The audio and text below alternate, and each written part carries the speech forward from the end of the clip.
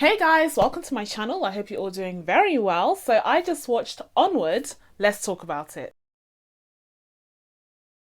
So Onward is the latest offering that Pixar has given us, and going into this film, I have to say, I wasn't the most enthused by the trailers and by the promotional material. I just couldn't help but think that this film looked very much like a DreamWorks offering as opposed to something that Pixar would come up with.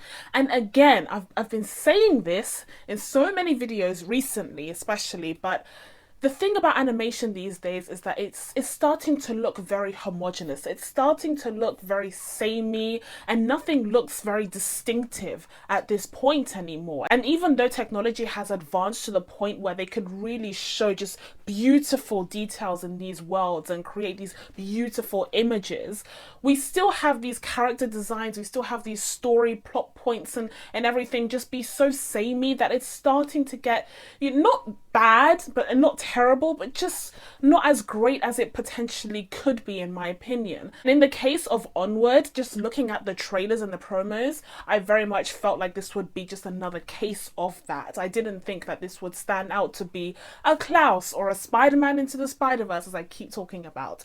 And I have to say, after having seen the film, I was kind of right. We're going to get into all the stuff that I liked and disliked about this film, and warning, there will be spoilers at the end of this review. I'm going to be dropping in some of the plot points that I really wanted to discuss with you guys. But first of all, please be sure to subscribe to my channel to catch new videos coming up, and like this video if you enjoy talking films with me, and be sure to comment down below and let me know your thoughts on this film if you get a chance to see it. So without further ado, let's get into this review. So first things first, what I really enjoyed about this film is the story. Now, Pixar has become absolutely notorious when it comes to the tearjerker storylines that always make you cry, always make you reflect on your life, your childhood, your adulthood, etc, etc. That's kind of their trademark at this point, and it definitely plays a role here, but I think less so. I think to a lesser extent than your Inside Outs and your other Pixar offerings. I think they definitely very much focused on just driving the story forward with the lore surrounding the film and letting the characters and their relationships just work really well, so that the emotions that come out inevitably in the story feel more organic. I think it just doesn't feel as forced as some of the other Pixar offerings that we've gotten recently, like your Toy Story 4s. I mean, in those moments where you're crying in Toy Story 4, it's because it's been designed to make you cry at that point, and there's definitely an element of that in this story, which we'll discuss again at the end of this review. But I think it works more organically because the characters are very genuine and very authentic. And speaking of the characters, I very much enjoyed the relationship between Ian and Barley. I think they're fantastic main characters in this film, although it is a bit strange how you ended up with one kid being called something like Barley and the other being called Ian. Like, it's such a mundane name in comparison. Anyway, moving forward, but I will say that they do make a really cool duo to follow on this journey, and I did enjoy Chris Pratt and Tom Holland voicing these roles, even though the whole time I was thinking, oh, that's Star-Lord and Spider-Man.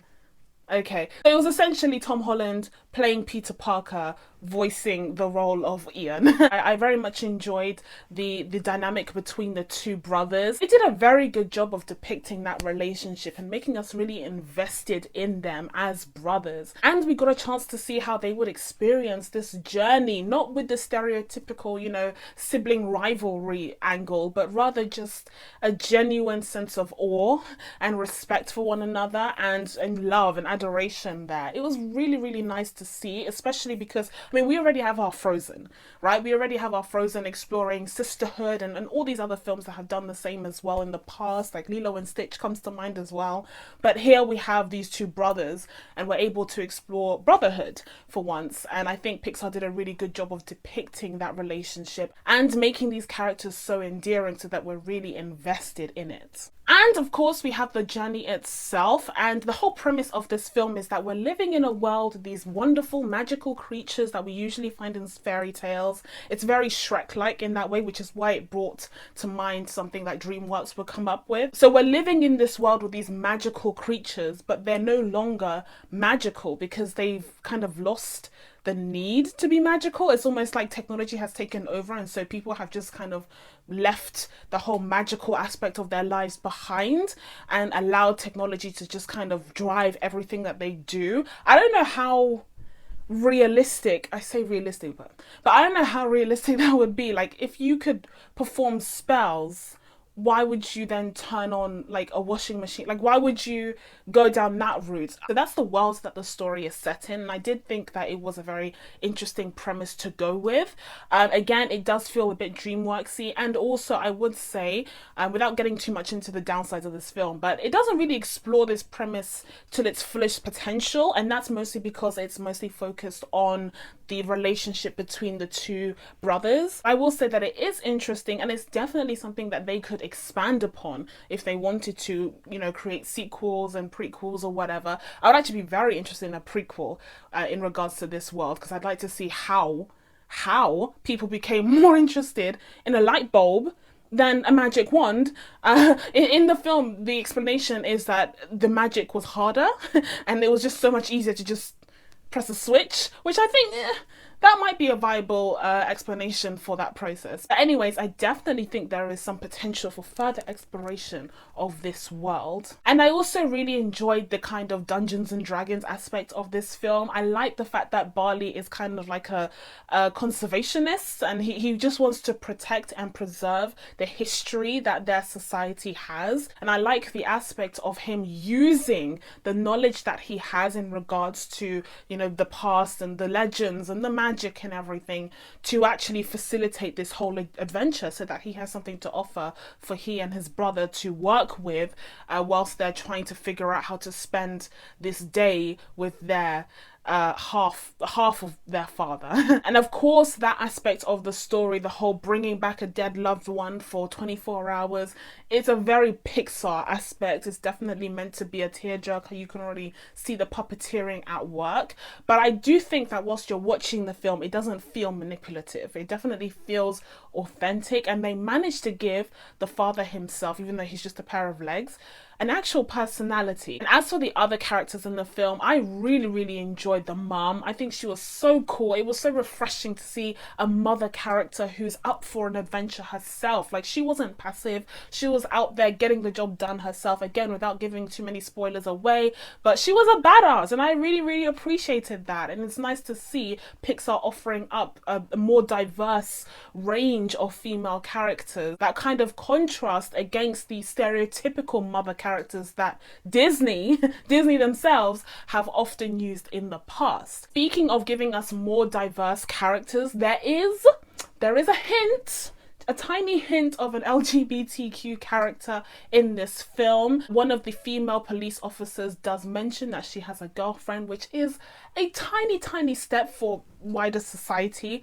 but a huge step for Disney, because of course they are infamous for taking the tiniest of steps when it comes to LGBT representation. You could even argue that the fact that it's not made a big deal out of is just normalizing it. So it's kind of working with the movement and just normalizing the LGBT community even in kids programming. And also the fact that she's voiced by Lena Waithe kind of adds to that aspect as well. Alright, so now we're going to get into a few things that I wasn't the biggest fan of when it came to this film. And first things first, I will say that it definitely feels smaller. The whole time frame of the film happens within 24 hours, because the whole premise is that they want to see their father over a period of 24 hours, and he's been brought to life for that period of time, except he's just legs, and they're trying to figure out how to get the rest of his body. But it also happens in the backdrop of this magical world, and yes, the magical world has kind of dissipated because people have favored technology and just being ordinary and boring, which again makes no sense to me. At the same time, it wasn't quite as magical, I think, as it could have been. I don't think that the film or the story really utilizes the potential of this world. I think it could have gone a bit further and really explored the different fantasy aspects of this magical land that used to exist and the legends and the lore surrounding it. There was definitely more of an emphasis on the relationship of the two brothers, which again, I really enjoyed, but it did mean that the actual world surrounding them did get the short end of the stick, because it wasn't really explored with the depth and the nuance that it actually could have been. And considering that this is coming from from Disney, which is like the studio of magic. I think it was shocking and it was kind of disappointing. And secondly, following what I was saying before about these animated films starting to become a bit samey, nothing really shining through as bright as it potentially could, I think in the case of Onward, whilst it's a very good animated film and a good Pixar offering, it's definitely not one of the best. I'm still waiting for Pixar to give us another The Incredibles or another just an amazing mind-blowing film. Now last year I did do a top 10 Pixar films list, which you can check out on my channel. There were definitely some entries from the latter years on that list, and I have been liking what they've put out in the last decade or so. I'm really looking for something that's just extraordinary from Pixar, and I think it's been a while since we've gotten that, and I definitely feel like Onward, whilst it's a very good film, it doesn't feel mind-blowing. It very much feels like more of the same of what we've gotten. Although Pixar does have 2 films this year. I can't remember the name of the second one, but I'll put it in the screen here. I'm looking forward to seeing what that's going to offer us, and hopefully that will elevate the field of animation as opposed to giving us more of the same. So with all of that said, I'm going to be giving Onward a 7 out of 10. Alright, so now that I've told you guys my thoughts on Onward, let's get into a couple of spoiler points. So this is a spoiler warning. So the major spoiler in this film that really shocked me and actually brought it from a kind of 6.5 to a solid 7 is the fact that in the end, Ian isn't the one who gets to meet his father. It's actually Barley. Now this was a very touching moment, and the sacrifice that Ian showed in that moment to allow his brother to finally say goodbye to their father, as opposed to meeting their father himself for the very first time, because he passed before I think Ian was born, I'm pretty sure. I think it's just so it's beautiful. It was beautiful, and it brought a film that was above average, very enjoyable, to a whole new level, I think, for me, and definitely earned it a solid 7 because it's just such an amazing moment. I of course was expecting them to at the end get a chance to meet their father together, even if it was just for 1 minute. I thought they would get it by the skin of their teeth, but in the end you just have Ian looking through the rocks, which reminded me of like Game of Thrones when Tyrion was looking for his brother and sister. So Ian's looking through the rocks and he gets to see the back of his father, not even his face, and then Barley is just hugging him and talking to him and laughing with him. It's for just those few moments, and Ian is just, he's not even upset, he's not even sad, he's just happy for his brother. Like, it's just so loving, so self-sacrificial, beautiful Pixar moment. This is what makes Pixar Pixar. It just elevates it to a whole new level. If only the whole film felt like that. But anyway, I digress. So that's it from me. Now that I told you guys what I thought of Onward, it's time for you guys to let me know what you thought of the film down in the comments below. Please be sure to subscribe to catch new videos coming up. Thank you guys so much for watching. I really appreciate it, and I will see you in the next one. Bye.